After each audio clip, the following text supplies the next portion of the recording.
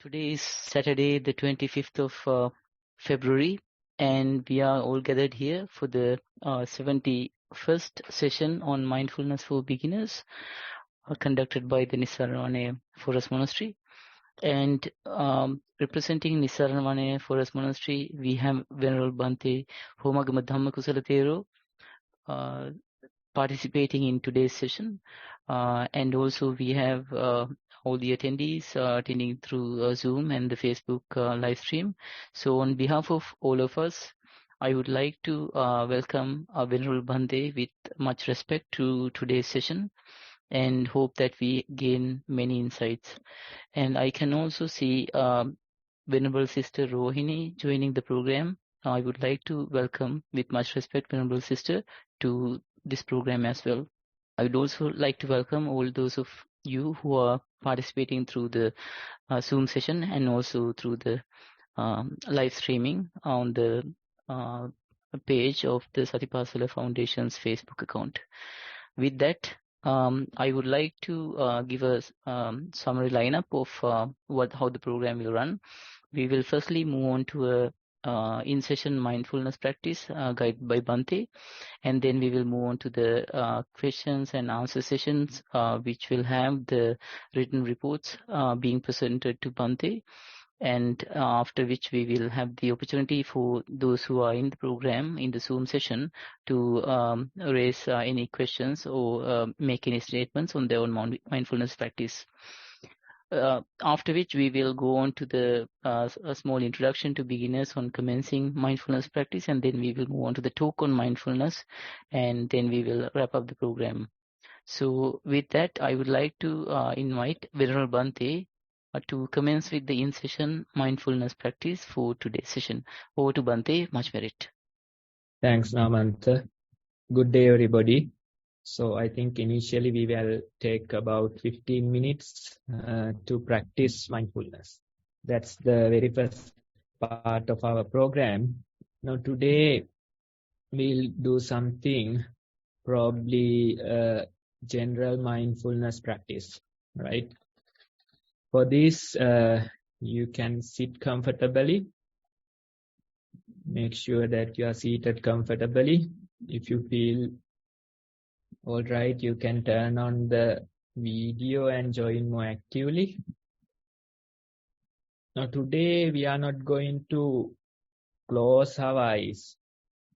Instead, we'll keep our eyes open and we will take few minutes to be mindful of the present moment.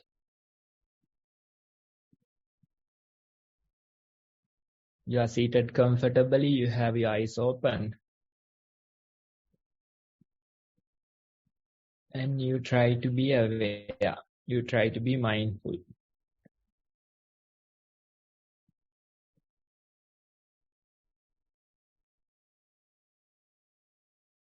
Notice how your attention is moving here and there. Probably sights will grab your attention. Then the surrounding sounds, of course. Bodily feelings, various thoughts, emotions. Just take few seconds to be aware and notice what is happening. Be aware of the present moment and notice how your attention is flowing here and there.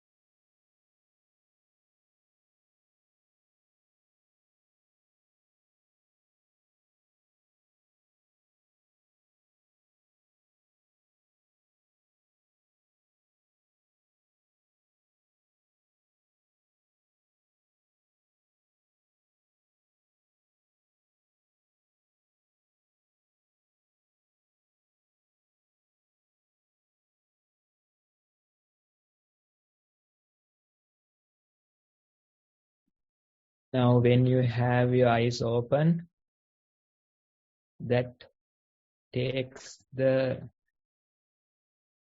prominence. Much of your attention goes to the things that you see.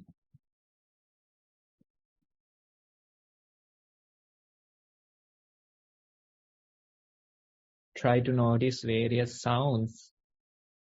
Try to notice various sights that grabs your attention.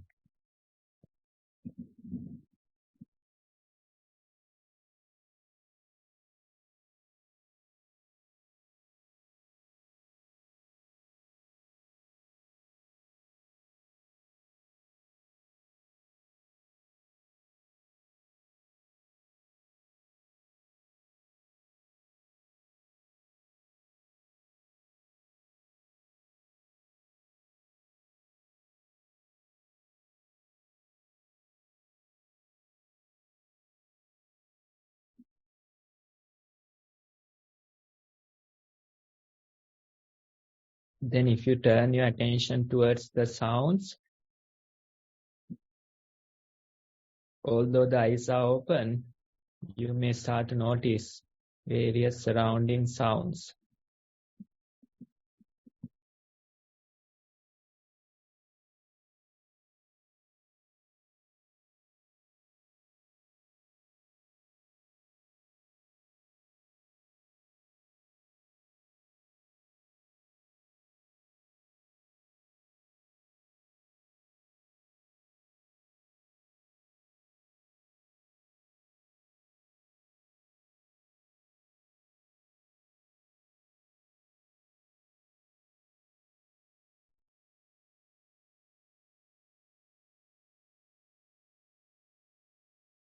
Then if you turn your attention towards the body, then you might feel various bodily sensations.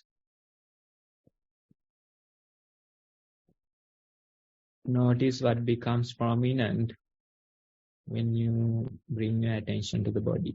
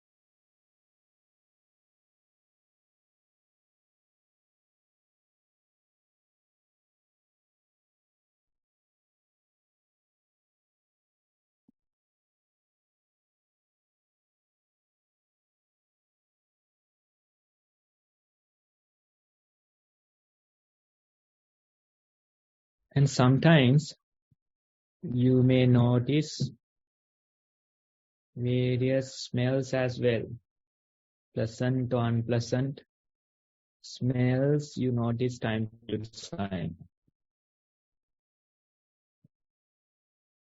Maybe if you pay attention in the present moment, some of you might feel smells, various odors are there. Some of you might not feel anything.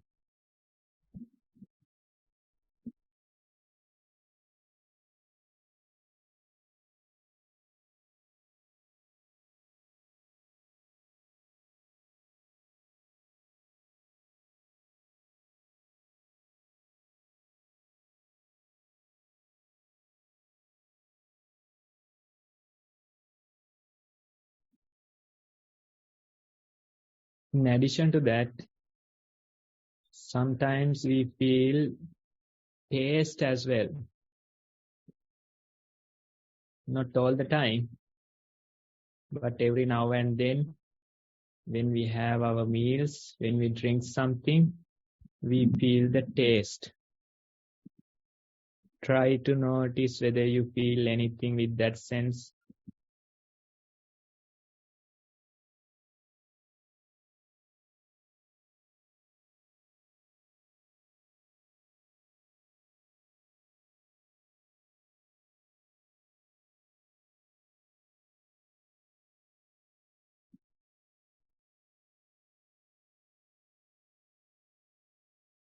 Then finally, you may notice various thoughts, memories, future planning.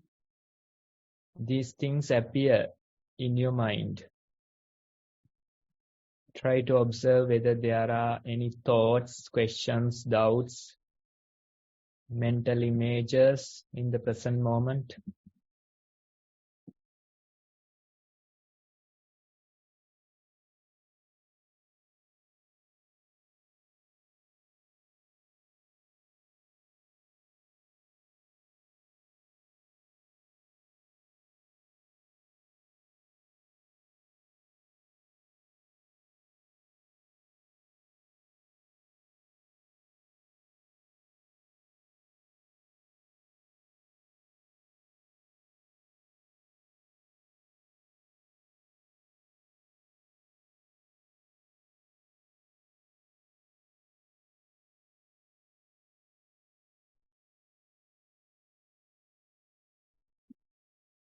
Okay, I think most of you noticed various thoughts, emotions as well. Now, let's quickly share what we noticed. We turn our attention towards 6 categories: sights, sounds, bodily sensations, odors, taste, then finally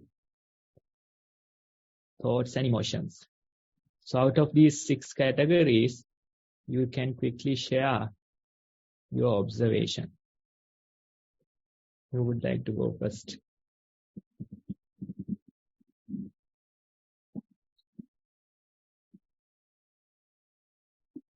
I can go first, Bhante. That's okay. Yeah. So I have to say, my awareness was very much that in all of the other 5 categories, things moved quickly to thought. I barely caught the smell, or I wasn't necessarily aware, but thought was very prominent.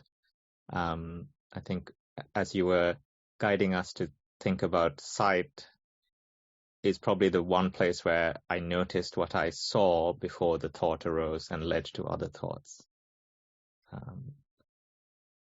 But in the other senses, smell and taste, I noted an absence, and then other thoughts arose after that. So that's what I noticed. Okay. Yeah, so the thoughts, that's the most prominent one. Anybody else? Yes, Bhante. Yeah, someone. Yes, Bhante. Yeah, for me as well, the most prominent thing out of my senses, the 5 senses and the 6 senses, including the thought, were thoughts because of what was, I think recently something was, in my mind quite frequently, and I've been pondering it over and over again, that has been occurring. So that keeps coming up. The senses, yes, I can. When Bhante sort of like said, think of this, the sights and everything, then I quickly became aware of it because I was maybe prompted. But usually, if the mind is calm, then I can be aware of all my 5 senses. But I noticed that if my mind is so preoccupied with something that happened in the past, that even though I'm in present for a few seconds or a few minutes, it keeps going back to that thing. Yeah, taking over. Okay, right. In addition, if I ask a question from the group, now compared to eyes closed, when you have your eyes open, What's your experience? Was it easier or difficult?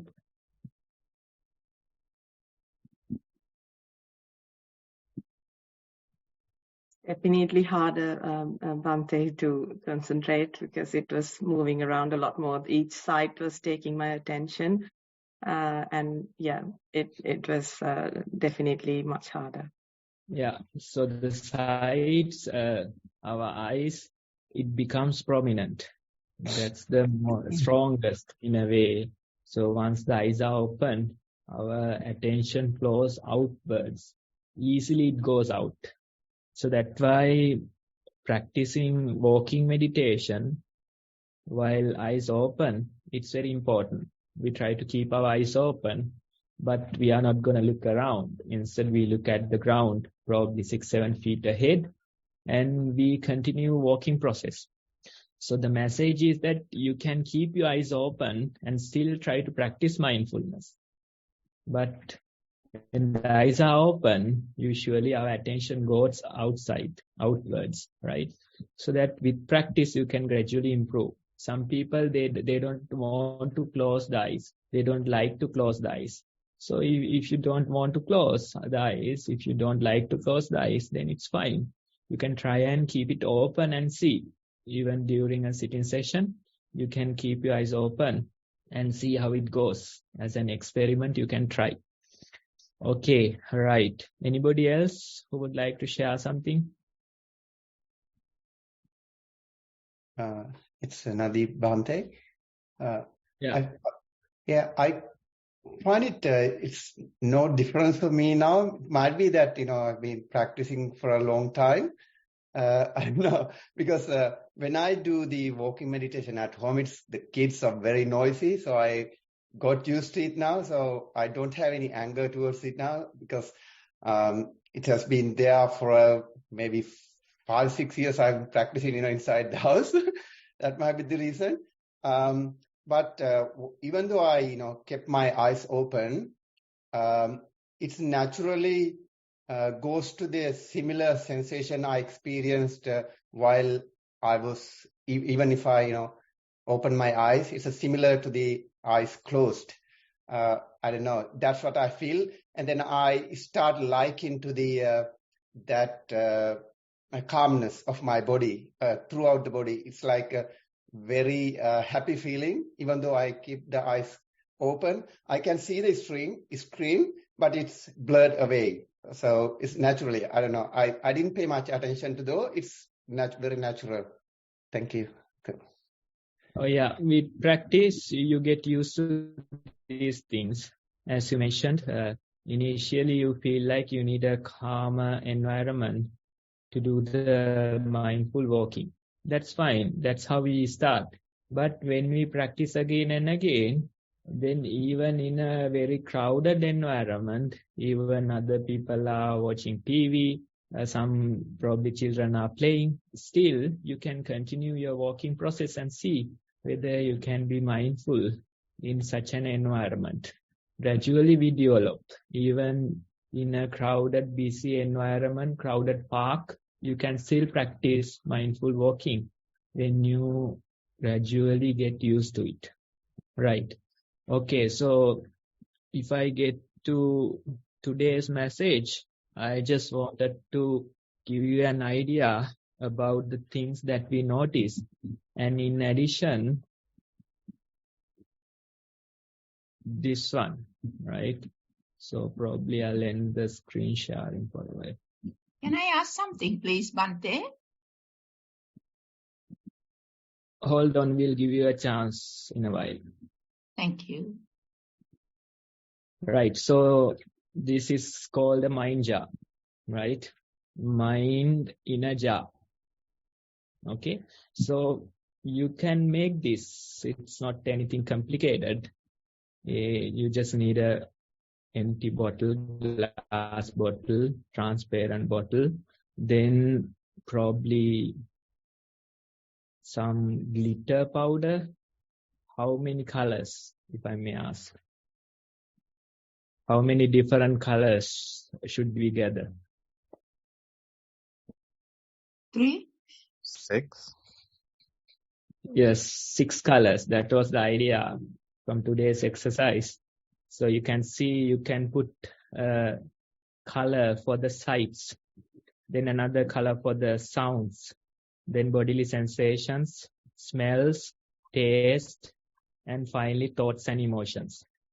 So 6 different colors of glitter put into an empty bottle. Then you add some clear glue and some warm water, allow some space for air, and you can close the lid.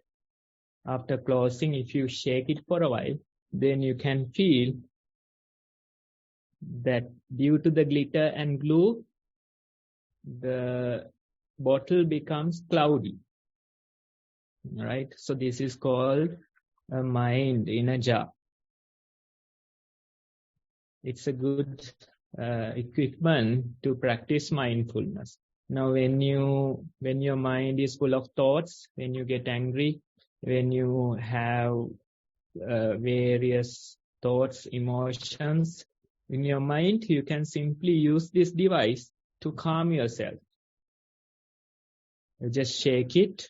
You just hold it for a while and see how the glitter is settling. And with time, you can feel the liquid or the bottle becomes transparent. Little by little, it settles, right? So this is how it happens. Our mind is also similar. Sometimes it becomes cloudy. Sometimes it becomes transparent. Now, what do you have to do in order to make it settle, right? Let's say, in order to settle this bottle, what do you have to do? Put it Yes, down. Place it on a stable surface and just let it be. Yeah, just let it be. That's all you have to do, right? So sometimes it gets cloudy, sometimes it settles. So that's how it changes. That is the nature of this mind. So you just simply let it be for a while. Then with time, you realize it is naturally settling. Although it settles, again it becomes cloudy. This is the process of the mind. So this is a nice gadget you can keep with you, a mind in a jar. Especially for kids, when we teach them mindfulness, we can use such equipments to tell them the idea of mindfulness and how to practice. Okay, so you can see various categories, different colors represented, different sense objects, 6 different senses, and according to them, we have different colors. That's the ideal way to make it. Okay, I think somebody had a question. Yes, I think it was Hiranti. You had a question. Is that right? Yeah. But when you started instructing us to listen to sounds, and then I was going very smoothly and peacefully from one to another. But when you asked for thoughts, I couldn't get any thoughts in my mind. So I was wondering, was there any reason for that? Yeah, that's the trick of your mind. When you want to observe the thoughts, there are no thoughts. Now you have to look for them, you have to search them. Still no thoughts. As long as you want to observe thoughts, you don't get thoughts. Right? Sometimes you are thinking, there are the thoughts. That too is a thought. Right? So this is how our mind is tricking us. That's fine. You can continue your observation. That's why usually we find some object, bodily or sensation, as the primary object, and we keep observing that. When you do that, then your mind can't really deceive you. That's why we find a primary object. That's why we select the breath or the sensation at our feet. as the primary object, a bodily sensation, and we continue to observe that. Right? So that's how you can address these type of situations. Otherwise, if you try to observe the thoughts, there are no thoughts. You search and search, still you can't find it, right? So that's how it is. That's why we pay attention to a bodily sensation and give priority to it while meditating. But today we did some other activity. Due to that, we try to observe whether there are any thoughts. So if a thought is disturbing you, if say something is disturbing you, a thought keeps on coming, does it mean that if you ask for thoughts, it will disappear? Can you repeat that question again? Yeah, if you in a situation where you keep on getting a particular thought which you don't want to think, something is bothering or a thought, then if you ask for that thought, then won't it come? Is that what you mean? That's not what I mean. make? But you can try this and see how it works for you, right? The very question, you can practice and see how it works. Okay. Now, what I meant was you should pay attention to a bodily sensation while meditating and select it as a primary object, the breath or the sensation at your feet, right? Compared to that, we observe the posture.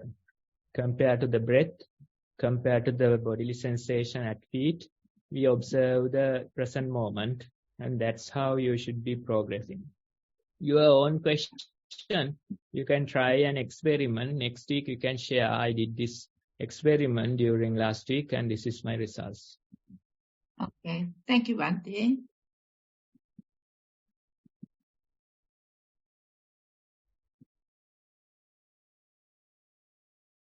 Permission, Bhante, I think Samantha has her hand up. Is it okay to? Okay, yeah. Sorry, Bhante. Just a quick clarification, Bhante, about when Bhante said when you're having thoughts and you constantly, and then Bhante said to be mindful of that and just let it be. I was just wondering, then there's a danger of being punctured. I can't say that word, proliferation of thoughts, or do you divert, as Bhante said? Another thing Bhante said was to the breath, to or at one point to the body or something away from it. Put the focus on there, so that there's no papancha. No, the thing is that usually we pick a primary object. So now there is a confusion here. Today we did a separate activity which is related to a mind jar, right? We try to observe different categories that appear in our mind. Okay. Now usually when we meditate, we don't do like that. Yeah. We pick a primary object, a bodily sensation, and compared to that, we continue our observation. Okay. So when that happens, you don't have to worry about this type of a situation because you know where to bring your attention when you're meditating. Okay. Today, that was some other exercise trying to observe different categories in our mind. I hope that didn't confuse the audience. So you become just aware of what is there in the present moment. Are you asking about the meditation, way of meditation, or today's activity? Today's activity, Bhante. Yeah, that we try to observe different categories, no? So we observe the sights, sounds, then the bodily sensations, then smells, taste, finally thoughts and emotions. Thoughts. So those are the six sense categories. And we pick various colors for each sense, right? 6 different colors in the mind jar to represent 6 different categories. And be a bit. Okay. Thank you, Bhante, for that clarification. Thank you. Okay, I think with that we can finish the activity for today. Namanta, you can take over. Thank you so much, Bhante. That was a very great, insightful session today. Thank you for designing, architecting that one. Okay. Then we have the question and answer session with the reports and questions or statements coming up. I would like to invite Sonali to go ahead and conduct the Q&A session, presenting reports to Bhante and questions afterwards. Over to Sonali. Thank you. Avasarai Bhante. Thank you, Namanta. There are 2 reports received today. I'll start with the first one. Walking meditation. Watched right and left feet being placed initially as mind was busy, then lifting, moving, placing, noted, followed by lifting, moving, placing, and pressing. Noted the warmth on sole of one foot and colder other foot. The areas not touching the floor, noted arch and areas between toes. Sweaty area between toes felt and a ticklish sensation in one toe at a certain point which passed. Noted the sharp sensation of grit on floor which felt off foot. A slight discomfort in one hip observed and it passing as mind went to feet again after the thought arose, the pain will pass. A sweaty sensation throughout the body observed, which settled after a short period. Sounds heard, not distracting. Thoughts at beginning and end of each lasted with some proliferation, but with the session was short with little proliferation, mind going to feet. Walked for 1 hour and 10 minutes. Sitting meditation. After walking, sat to watch breath. Noted the pressure and weight of bottom and thighs on cushion. Erect posture, cold sensations of hands touching each other on lap. The mind went to an itch on head, then naturally to breath, which had a swaying motion, left to right, very subtle. It disappeared for a while, mind staying in area, noted through thought of anticipation, it will reappear, which it did. At one point, the breath, in and out, was at the level of top of nose area, one of the angles where eyes meet nose, and this continued for a while on one side only. Thoughts short with little proliferation, cold sensations ripping through body. Adjusted head which was dropping at one stage. Meditated for 50 minutes. End of report, Bhante. Okay, when you start practicing mindfulness, initially you feel like these mental proliferations are too strong, right? They always carry you away. These thought processes, mental proliferations, they are too strong, right? But with time, you feel that it is reducing. With practice, you feel that it loses its energy. This is the advantage of repetitive practice. Initially, if you tried few days, then you might come and say, I can't do this. This is not possible, right? That's how you feel. But with time, when you practice again and again, you realize it loses the energy. Gradually, it is reducing. Gradually, the strength is reducing, and you are more and more present. Naturally, your mind comes to the present moment. Naturally, it comes to the breath. Naturally, it comes to the bodily sensations of the feet. So this is the process when we do our practice again and again. If you try it for a week or so, then you might not feel this. But when you practice again and again, you realize these thought processes, they lose their energy. Naturally, your mind is coming back to the bodily sensations. Your mind is becoming more and more present. That's the process in meditation. And that progress you will see with time. You will observe, you will feel for yourself. So that's important. Now in your report also you mentioned that it proliferates, but it comes back.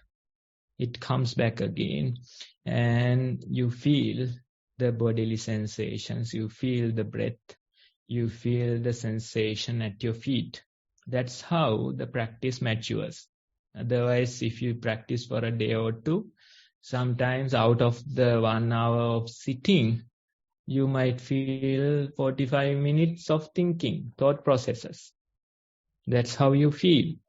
But gradually, when you practice again and again, you notice that the thought processes, they lose their energy and your mind is naturally becoming more and more present. More present your mind is, more relaxed and less stressful you will feel. Because the stress, it comes out of the thought processes. Going to the future, thinking about the past, this is how the stress is created. Always analyzing compared to the past, what is the future? Compared to the information you got, what would be our future? Right? So that way your mind is thinking. Those thought processes, they create the friction. They create the stress in our mind. More the mind is present, more calm and peaceful it will become. We can't really use the word happy. Instead, we can use peace. Peace is a reasonable word. Or fulfillment is another one, right? So when your mind is more and more present, you realize there's more and more peace in your mind. These thought processes, future, past thought processes, they create friction. They create stress. So in your report, you mentioned this. Gradually, you realize this. With repetitive practice only, you realize this. Now the thought processes are not so strong. They lose their energy. The mind lets go naturally and come back to the body sensations. Come back to the present moment. That process is natural. That's what I want to highlight. Although initially you feel like you are forcing it, gradually the mind is naturally accepting the present moment more and more. That's why when you start your meditation, there's a huge struggle. What is the struggle? Your mind doesn't want to accept the present moment. That is the struggle. That's why sometimes when you start practicing, you feel so tired. Some people, they feel like your mind is on fire.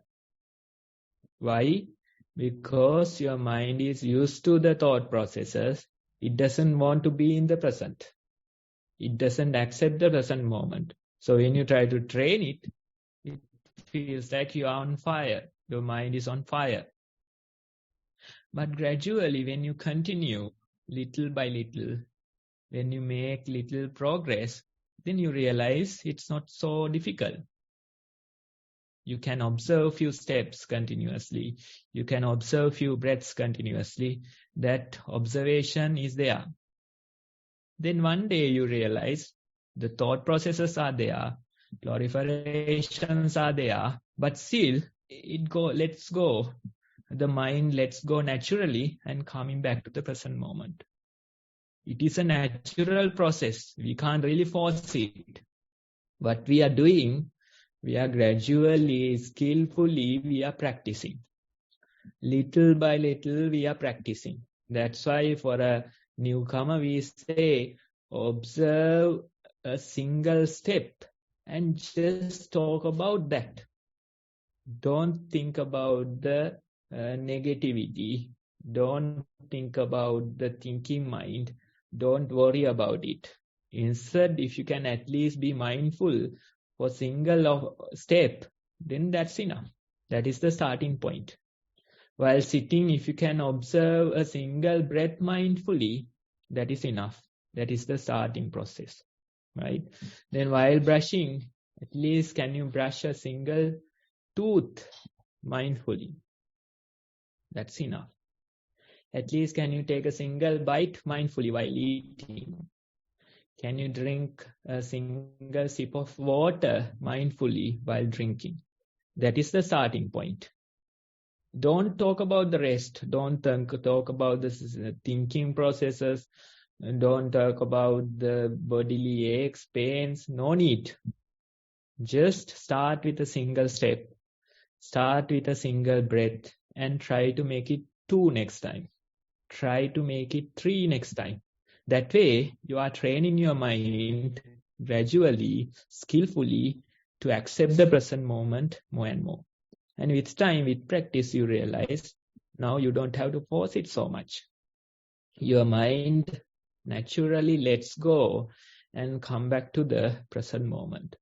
Thought processes are there, mental proliferations are there, but still your mind is returning to the present naturally. With little proliferation, your mind comes back. So this is the change that will happen in your mind. This change is a natural process. It's a gradual process. So continue your practice. You will feel that these thought processes, they lose their energy even further.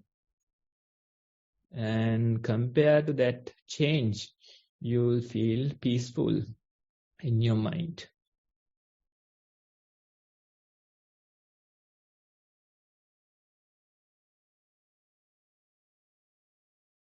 Thank you, Bhante. I will move on to the second report. Mindful sitting, breath as primary object. Sat on the cushion and gently closed the eyes. After a quick body scan, the posture was adjusted. When breath appeared, it was felt around the upper lip area and prominent. Mind stayed with the sensation of airflow near the upper lip area for a while. Thoughts appeared from time to time, although it felt like these were in the background of the mind, as these were not distracting, and attention returning to the upper lip area where the breath was felt. A sound heard next, and again the attention returned to the sensation of breath. Breath was subtle now. Couple of waves of coolness moving through the body. Sense of ease noted with sitting posture. When breath broke up, the movement of thin airflow noted intermittently, and as very subtle. Mind seemed to have lost interest in watching the subtle breath. Attention moved to sensations of pain somewhere in the body. End the session after nearly an hour. Mindful walking. Walked on wooden floor. Soles of each foot noted prominently at the beginning. The pressure against the floor and cold temperature noted when each foot was placed. Lightness of lifted foot and shifting of body weight also observed. Many thoughts passed through the mind, although it was easy to return the attention to the sensations of feet. Steps were unsteady a couple of times, but walking continued. Walked for half an hour. Mindfulness during the day. Observed how sensations of breath and touch of feet becoming two resources in times of restlessness and low-level stress during the day. For example, after noting the sense of overwhelming building in the mind with several tasks in the work diary and not having prioritized which to tackle first, the attention moved to the breathing, which was quick and shallow. Carried on with noting the breath, and it became regular in a couple of minutes. It was then easier to make a choice in which task to move to first. Another time, information from an email was proliferating in the mind and noted how the stress was coming up. However, the attention had moved to the sensation of feet while coming down the stairs. Continue to observe the movements of walking to the kitchen and during making a cup of tea, instead of quickly returning to the office room, sat comfortably to have the tea, noted the seated body and body scan took place naturally. Also observed the temperature of the tea, rhythm of breathing, and both feet placed flat on the floor. After 5 minutes, return to the earlier task again. Difficult thoughts about the email have reduced to a manageable level, and there was a less emotional reaction about it in the mind. Dear Bhante, look forward to your valuable feedback. Much merit to organizers and Bhante. End of report. Okay, when you do this observation, now sometimes you feel like so many layers are there, right? Thoughts running in the background, then various bodily sensations, sounds, sights, various things are there, and you feel like everything is working in parallel. That's how we feel, right? That's how the Mahavira is suggesting that in our mind, it's polypsychic.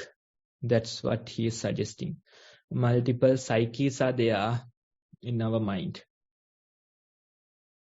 But according to our practice, we say these are sense objects, different sense objects at work. They are functioning so rapidly, we can feel few layers at once. It's like a TV.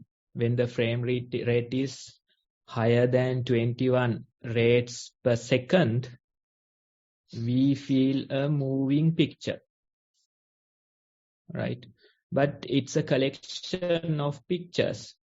It becomes moving because of the high frame rate. Similarly, in our mind also, these different senses, even today we talked about six senses. So different senses, they work so rapidly. We feel a continuous stream of things traveling through our mind. We feel it's multiple layers continuously traveling. That is how we feel. But when we observe, when our mindfulness is stronger, then you realize there are gaps in between these things. You start to see the gaps. That happens when your mindfulness grows. That happens when your mindfulness becomes sharp. Then you realize, although the sense objects are there are gaps as well. So this observation, we have to keep doing it. Initially, we feel like polypsychic. Multiple psyches are there, working in our mind. And even some mental diseases, you feel like there are different psyches within you. So that's how it works. Even when receiving an email, so many thought processes are there. You feel like a few different people talking inside your head. Then so many tasks, you can't pick which one to do. This is how the mind works. So if you don't know the practice, if you don't know how to deal with this mind, then you are utterly lost. Then you accumulate so much stress. But now in your report, you know what to do. You know the practice. You just try to be mindful for a while. And when you return, that task to-do list is not so bad. You try to be mindful for a while, you take a mindful break, and when you return, that email is not so bad. That is the importance of the practice. If you don't know this, then how can you survive? Different psyches pulling you apart, right? Pulling you here and there. This is the struggle between senses. They try to become the master of the mind. There's a struggle. Each and every sense, they try to take the ownership. They try to become the master. Sights, they grab your attention more and more. Sounds, they want to grab your attention more and more. Thought processes, bodily sensations, they want to grab your attention more and more. This is the struggle within. Every sense object, it tries to become the master of this mind. Thus begins your slavery due to this sense struggle. Right? So when we are mindful, we can clearly see how these thought processes are trying to take the ownership. How these sights are trying to take the ownership. How each and every task in a to-do list trying to take the ownership. This observation is the important one. And now you know. Now you can take a break, and when you return, it dies down. It's not so bad. You take a break, and when you return, the email is not so bad. So these things are called healthy distractions. You take a mindful break. You distract yourself from the email, from the to-do list, and be mindful for a while. Go for a walk. Have a snack. Just observe your breath for a while. Listen to the surrounding sounds. Even a mind jar, you can try and observe for a while. Healthy distractions. And when you return, the to-do list is not so bad. The email is not so bad. Now, with a clearer mind, you can decide what to do. So this struggle is always there. Now we know how to deal with it. Now we know how to address it. That's the importance of the practice. Don't think that the struggle will vanish. Instead, you become more and more skillful managing it. That's the difference that will happen. So I invite you to continue with your practice and see how it becomes easier and easier.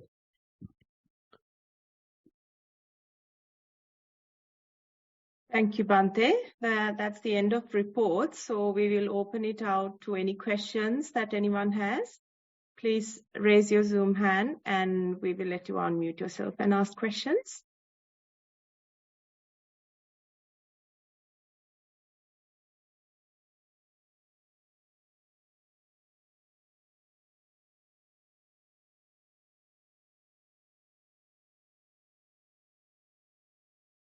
Doesn't look like we have any questions from anyone today. Just something that, if you don't mind, Bhante, about the exercise we did this morning. With all the other senses, I was actually quite okay with, observed all the other senses, like because it's early morning and we haven't really eaten anything. I didn't have any taste sensation. And sound was very, very little as well. But with sight, I felt I needed a focal point. Like when you close your eyes, we always scan the body or go to breathing. But with sight, I felt like, where is my focus? I lack of focal point was quite visible. Is that something I should just focus on something, or was it just bound to happen? Is that what was the exercise? So that's why when we may introduce the meditation, we try to give some, anchoring thing, right? You have to anchor towards something. So bodily sensation, it's a safe one. And compared to that, we notice the sights. Compared to that, we notice the sounds. Compared to that, smells, taste, and probably thoughts and emotions, right? So that's how we practice. That's the proper approach towards the meditation. Otherwise, as you mentioned, we are lost. We don't know what to do. We don't know where to maintain our attention. So that very basic instructions are very important. That's why again and again, towards the end of our program, we share the basic instructions. We ask you to practice like that. We ask you to keep observing your breath for a while and notice how the breath feels. We ask you to keep observing your steps and notice how the ground feels. That very introduction is very much valuable. If you can give the proper introduction to somebody and they can continue their practice, right? So that initial approach is very important. And today's activity, it feels like most of you got confused with it, right? Today's activity, we just try to notice different categories that are there. With mindfulness, being mindful, we can notice the sights. Being mindful, we can notice the sounds. We just allow our attention go there and try to notice. The sounds are also we notice. The sights also we notice. The bodily sensations we notice. The smell, taste we notice. And the thoughts and emotions. These are the 6 categories, 6 sense doors we call it. Right? So in the mind jar, you have 6 different colors. Glitter powder representing these 6 sense doors. Right? So in general, if you maintain mindfulness, we can feel these things. But as you mentioned, it's natural that you get lost in this process.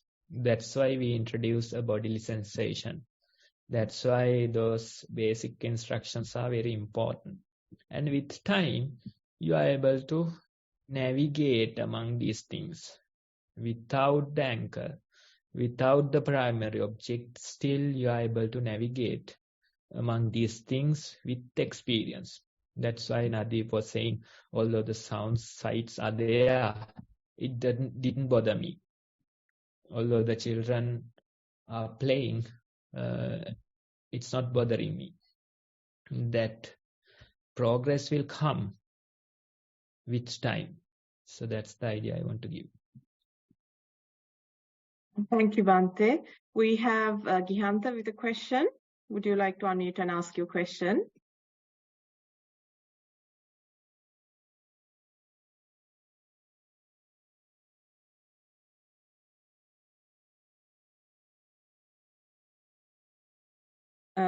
Gihanta, would you like to unmute yourself and ask the question?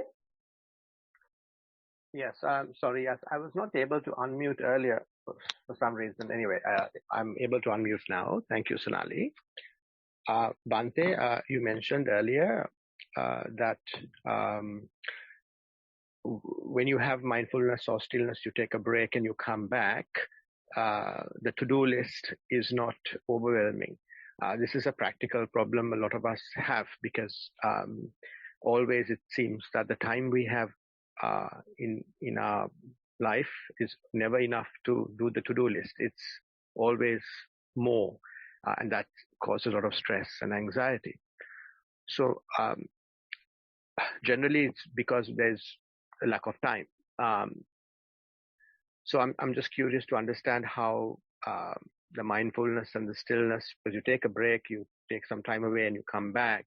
You have perhaps even less time then to do those things. So is it about the clarity of the mind in how you approach the to-do list, the task list? How does stillness actually help to work more effectively and reduce the stress and get on with that list?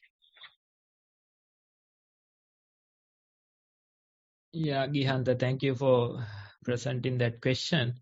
As you mentioned, we feel like if we take a break, then when we return, there is even less time, right?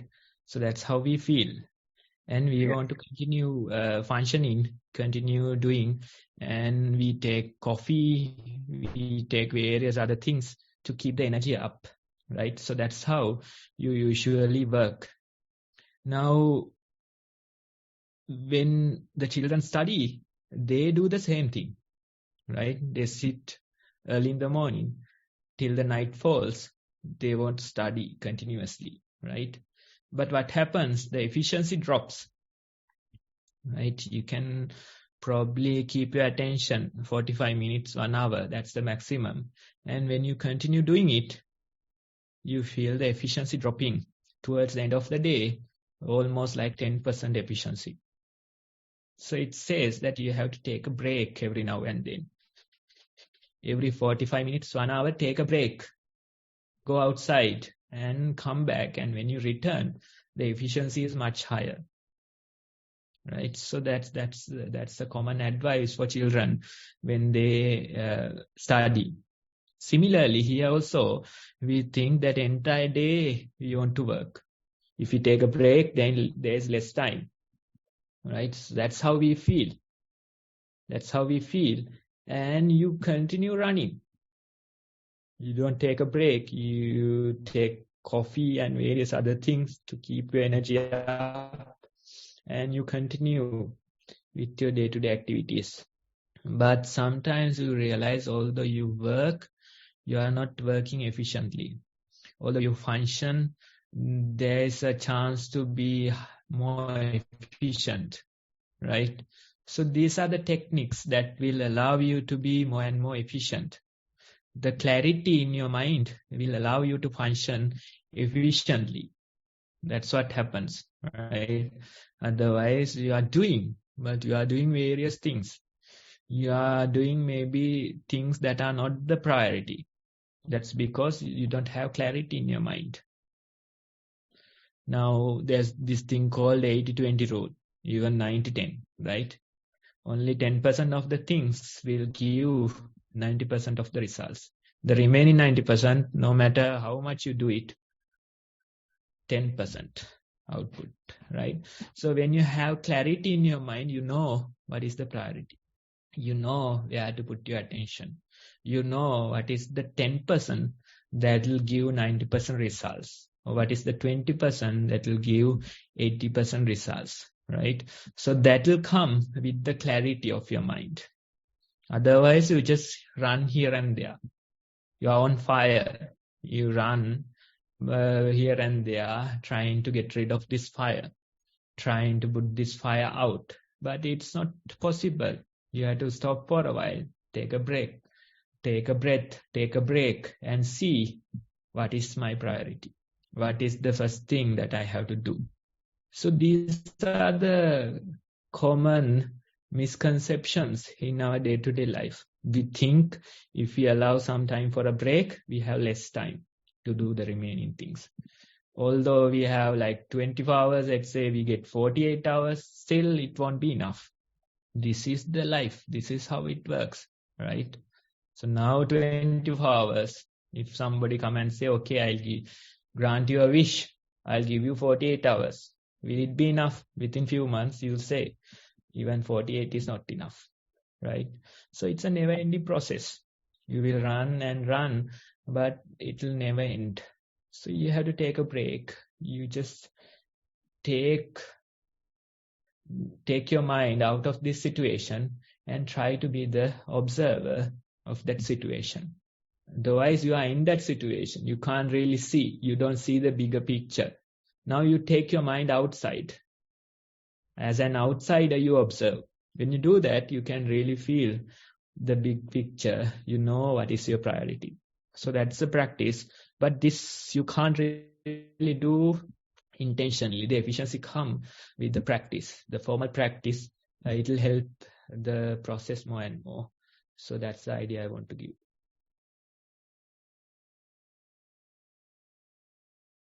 Yes, Arosha. Thank you, Bhante. If, with your permission, I would like to share a reflection on this idea of to-do lists, if that's okay, which is, it was something I used to struggle with a lot as well, the fact that the list seemed to be never ending and long. But what I found with practice, with meditation practice, helping to be just aware of the thoughts that arise when I look at my to-do list, when I'm engaging with those tasks, the kind of clarity I got was that the list will never be done. The list all things will always be added to the list. And therefore, I find myself more at peace with not being done. And that means that actually I find greater satisfaction in adding things to the list because I feel I know what I need to do. If I add things to the list, I'm not forgetting anything. I'm actually aware of what I need to do. And that brings me peace. So I just wanted to share that as an example of how the practice has helped me in this area. Yeah, thank you for adding that. Different people, they have different ways of functioning. For me personally, a to-do list is a source of anxiety, right? Because so many things, so little time, you can't really get it done. I tried creating timetables, and timetable becomes a source of stress, right? So without a timetable, I do much better. Without a to-do list, I do much better. Maybe some of you, the opposite is true. That's fine. That's fine. You have to find the proper way. You have to find the proper balance. As you mentioned, you are okay with the things not being done. At the end of the day, you should be able to go to sleep with peace in your mind. Otherwise, you are worrying. So many, I had 20 things. I got only 5 things done. 15 things more to be done. And that's a source of stress, right? So you should be able to go to sleep tired but satisfied. That's the idea, right? Otherwise, no point. So if you are okay with the open things, if you are okay with things not being done, then that's fine. For me personally, I find that a to-do list is a source of stress. A timetable is a source of stress. I function much better without a timetable. I function much better without a to-do list. Maybe because I'm a monk, I can survive. Maybe you guys need a different approach. So you have to decide. So these are interesting topics. These are very relevant topics to us. What I want to highlight is that if you work 8 hours, 12 hours continuously, that won't help you. The efficiency will drop naturally. So you have to make sure that you are functioning, but functioning efficiently. Every 1 hour, 45 minutes, you have to take a break. Otherwise, no point. The efficiency will drop even further and further. So that way we will approach, that way we will try to find the proper balance for us. It will be a unique balance. You can't really copy from somebody else. We can have this type of a discussion. Based on these discussions, you can get certain points, ideas, and you have to find your optimum way. So thank you for sharing. And with time, I think we can find a proper balance. Thank you, Bhante, and thank you everyone for your questions. I don't see any more questions, so I think we will wrap up now and move over. Namanta, it's over to you. Thank you and much merits, Sonali, and thank you and much merits to Bhante as well, and also for all the persons who sent reports and asked questions. Very wonderful and insightful discussion there. Thank you. Yeah, I don't plan either. I just do whenever the seconds tell me what to do in the next second, and I just follow that. I found the same problems that Arusha mentioned. I was using to-do lists for support to memory because I forget a lot. Yeah, and then gave that up. I don't have any plans. Just a rough 10-year plan is there to keep fitness and things like that in a consistent way. Other than that, just keep learning. That's all. Okay, so yeah, I'll move on to the next one, which is to share the screen for the introduction to beginners commencing the practice. So I have sent these text to the Zoom chat section, so you can copy them to a computer file on your computer. The first step is to, this will also be a good refresher for those of you who are practicing. First, we become familiar with the 2 videos which are showing the the way to do mindful walking and the way to do mindful sitting, which is in line with what we discuss in these sessions. Then the next one would be you can allocate some time in a daily manner. If you're a beginner, you can start with maybe half an hour or 10 minutes to half an hour to 1 hour time span. It's better if you can schedule mindful walking before the mindful sitting. So you do mindful walking first, then you move on to the mindful walking. And if you can allocate similar time frames or time period for each, it is good.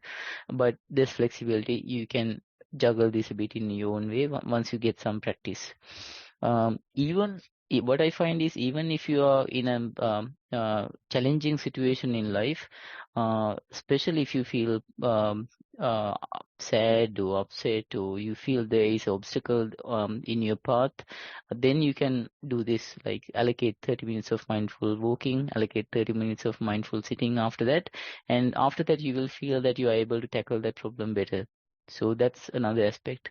So once you get familiar with these sessions, practice sessions, you can start writing the experience into reports, which will be essentially you trying to put some effort into doing a conversion from experience into a written format, which will have a good impact on your own practice, because now you are looking at the practice in the point of view of a writer.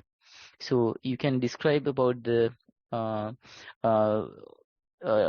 experiences in mindful walking, the sole of your feet touching on the floor, and the rhythm of the body, thoughts, noises would come and disturb you, and then you will get to know that your focus reshifted into the primary object, which would have been something connected to the bodily movement, the sole of your feet, or the body rhythm or body movements.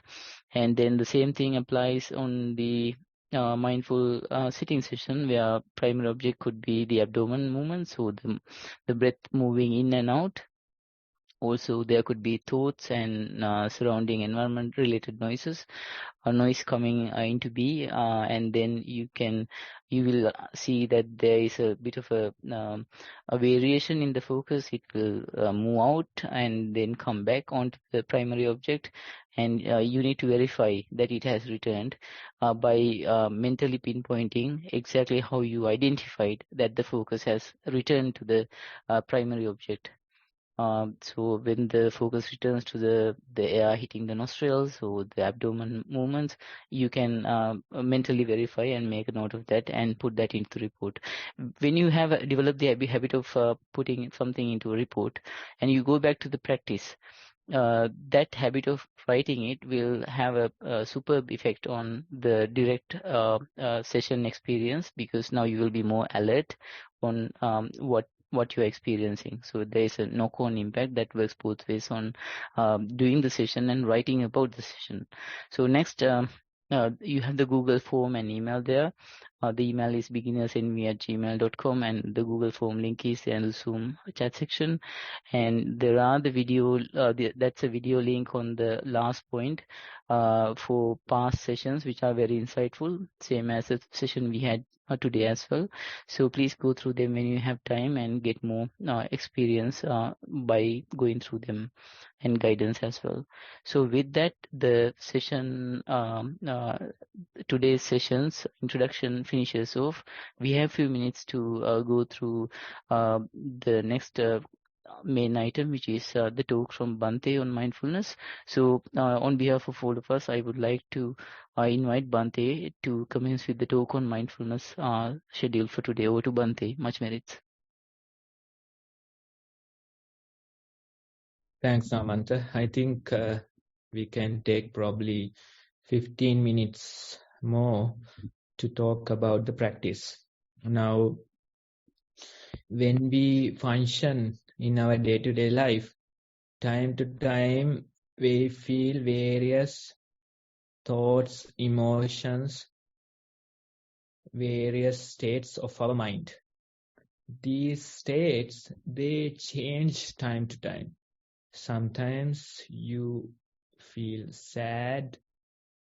Sometimes you are happy.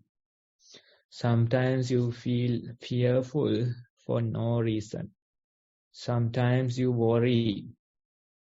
These things change all the time. Again and again, these states of our mind is changing. Many people, they come and ask, what's the reason? I feel worried. What's the reason? I feel fearful for no reason. What's the reason?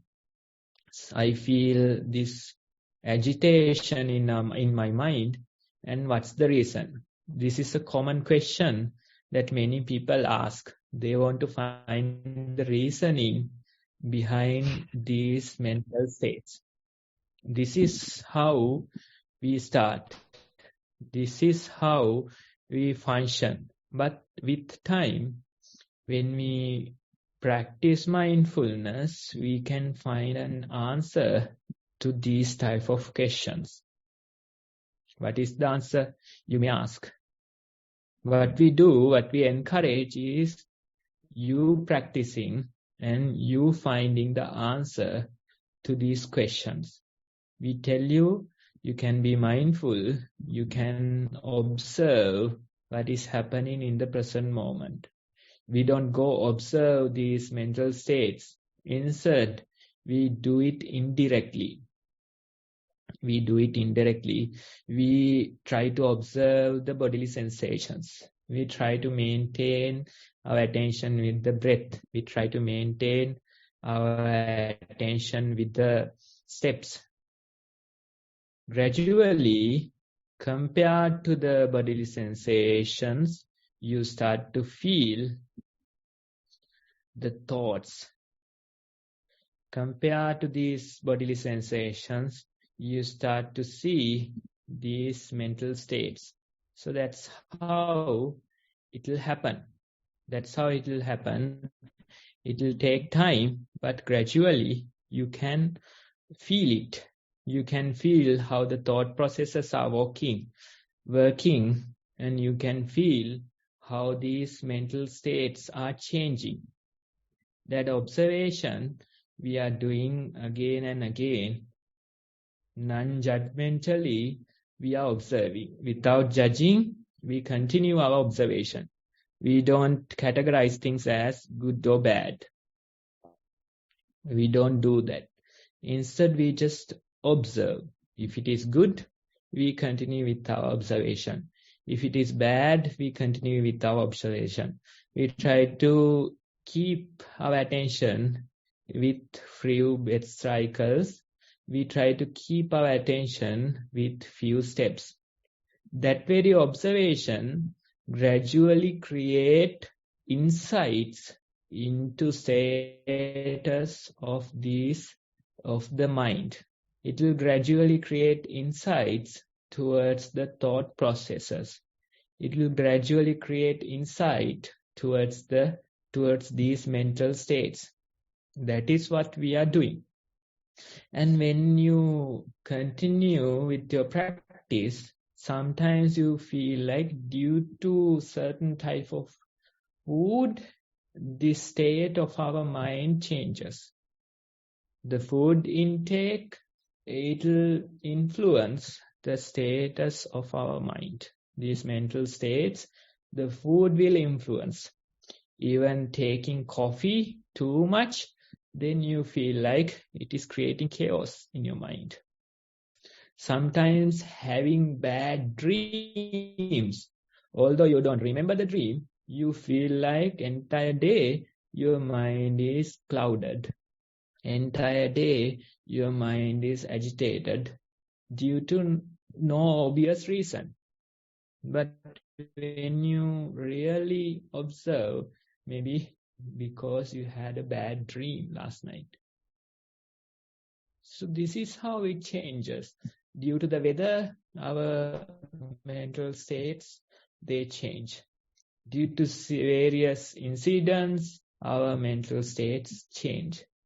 So you can see so many causes are there. Weather could be a cause. Having bad dreams kind of things could be a cause. Food, they could be a cause. various other things, incidents, they could be a cause.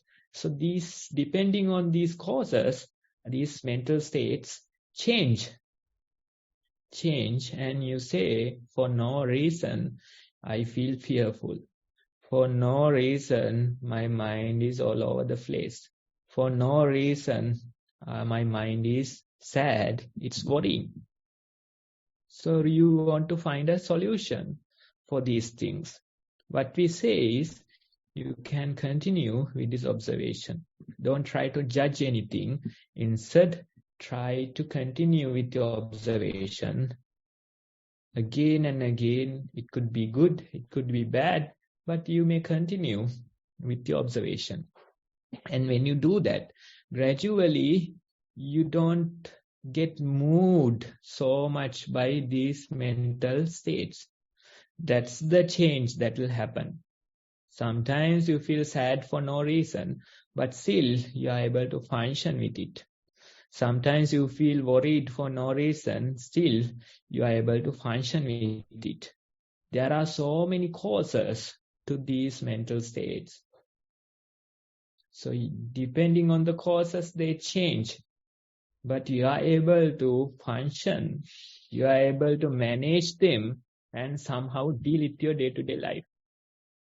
That's the change that will happen with the practice. That's how you will find peace in your mind. It's not that these things are changing, but instead, you know how to navigate them. You know how to deal with them. You know how to navigate among these difficult situations. So that's how we, with time, with practice, we develop this ability to deal with these mental states. Instead of asking the reasoning for them, we know that these are coming due to various causes. The various causes are there, and depending on those causes, these mental states change. So you don't have to worry about it too much. You know that this too will pass. That is the attitude towards these things. You know, if you just let it be, like a mind jar, if you just let it be, it will settle. That very attitude will create peace in your mind. Although the mind is worrying, don't get attached to it too much. Although you feel sad for no reason, you don't get attached to it too much. With practice, you realize, although these things are there, although the mental states are changing, you can function. You don't get worried, you don't get fearful due to these mental states. In a way, you are separating yourself from this mind. When we say mind, it's the struggle in the senses, struggle of the senses, and you get separated from it. You become an outsider. You observe from the outside. Worrying is there, that too will pass.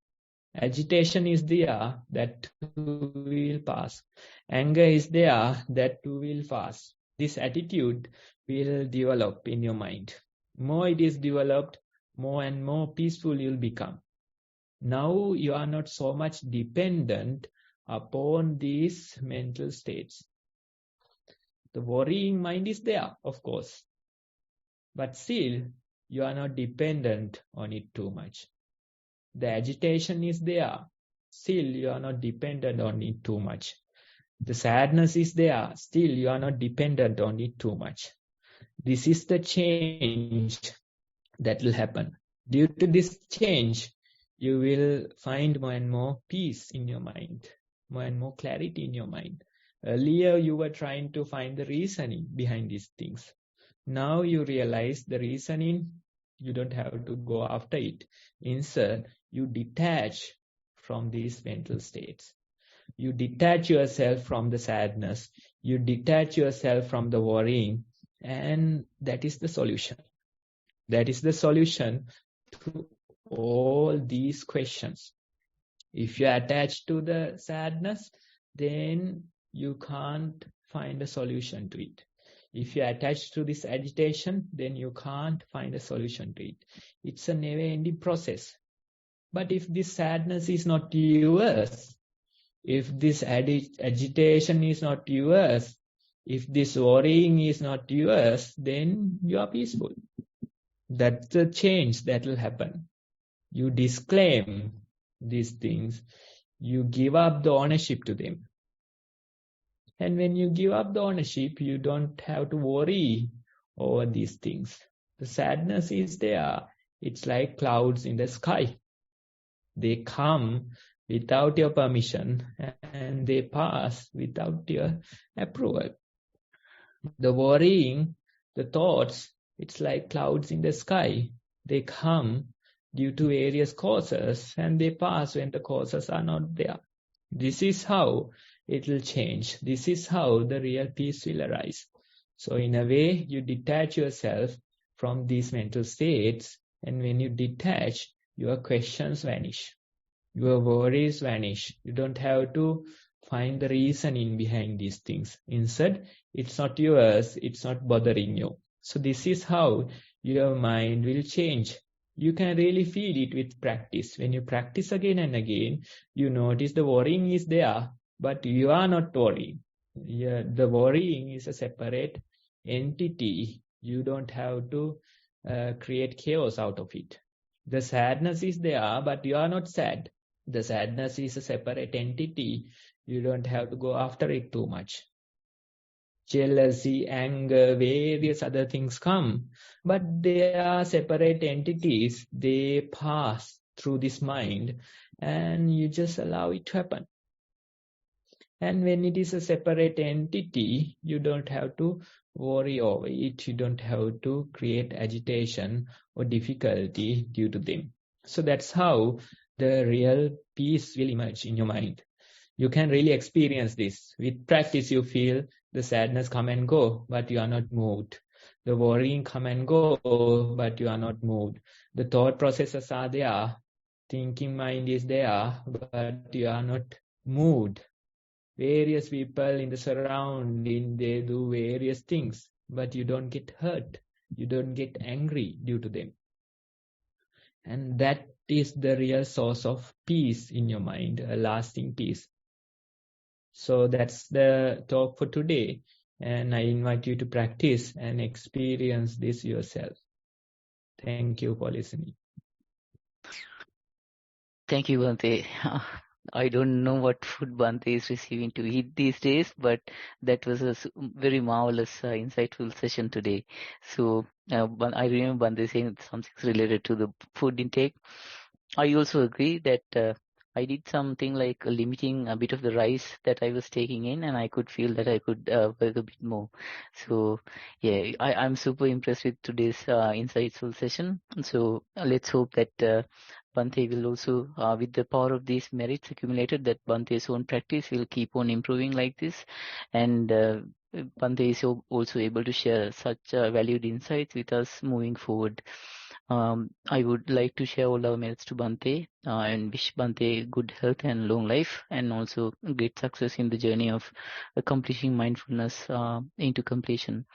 With this, I would also like to mention and share merits with Venerable Chief Bhante, the Chief Abbot of Nissarana Forest Monastery, Most Venerable Udairegam Dhamma Thero, for insightfully requesting this program to come into action, and wish Chief Bhante all the good fortune and health and long life and ability to develop in the journey of mindfulness. With that, I would also like to share merits with all the wonderful organizers who worked hard in the from the first initial days onwards to make this reality, and I think it has become a phenomenal program describing mindfulness in the English medium, which is not something that even I did not expect that it will develop to this kind of strength. Converting Sinhala to English is a bit hard because of languages' own differences, but it is happening now. So thank you and much merits, and I will share the merits to all the organizers to improve their own practice with the power of these merits. Then I would also like to thank and share merits with all the participants in today's session and all those who even participated in previous sessions, so that their own practice will improve, because you are the reason, that is the justification framework or just basis of justification for this program to be. Then I think we can wrap up today's program. We will not go for questions because we are kind of over time, and Bhante might be tired as well.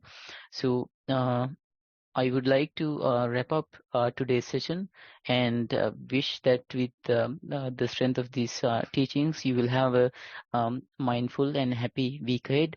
The session will be conducted next week at the same time. Please allocate as much practice time into your daily schedules as well.